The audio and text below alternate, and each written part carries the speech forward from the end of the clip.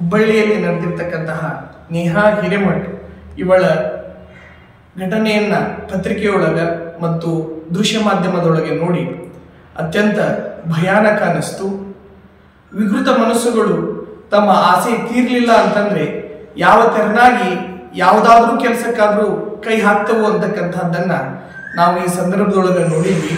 ದೇಶದ ಕಾನೂನು, ನೆಲದ ಕಾನೂನನ್ನು ಗೌರವಿಸದೆ ಮತ್ತು ಮನುಷ್ಯತ್ವದ ಒಂದಿಷ್ಟು ತಿಳುವಳಿಕೆ ಇಲ್ಲದೆ ಇರತಕ್ಕಂತಹ ವಿಕೃತ ಮನಸ್ಸುಗಳಿಗೆ ಕಠಿಣ ಕಾನೂನುಗಳನ್ನು ತಂದು ನಾವು ಭಯವನ್ನು ಉಂಟು ಮಾಡಲೇಬೇಕು.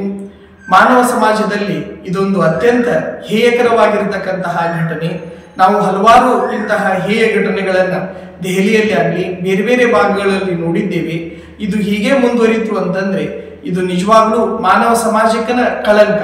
ಇಷ್ಟೊಂದು ಕಾನೂನನ್ನು ಇಟ್ಕೊಂಡು ಪೊಲೀಸ್ ಪ್ರೊಟೆಕ್ಷನ್ ಮುಂತಾದ ವ್ಯವಸ್ಥೆಗಳನ್ನು ನಾವು ಮಾಡಿಕೊಂಡು ಈಗಲೂ ಇಂತಹ ಕೆಲಸಗಳು ಜರುಗ್ತವು ಅಂತಂದರೆ ಎಲ್ಲೋ ಒಂದು ಕಡೆ ನಾವು ನಮ್ಮ ಧರ್ಮ, ನಮ್ಮ ರಾಜಕೀಯ ಇವೆಲ್ಲವುಗಳು ಸಹ ಅಡ್ಡು ಬರಬಾರದು.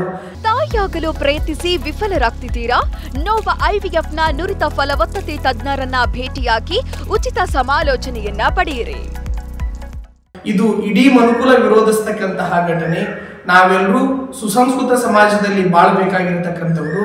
ಸಂಸ್ಕಾರ ಹೀನರಾದ್ವಿ ಅಂತಂದ್ರೆ ಇಂತಹ ಘಟನೆಗಳನ್ನು ನಾವು ಮತ್ತೆ ಮತ್ತೆ ಕಾಣಬೇಕಾಗತ್ತೆ.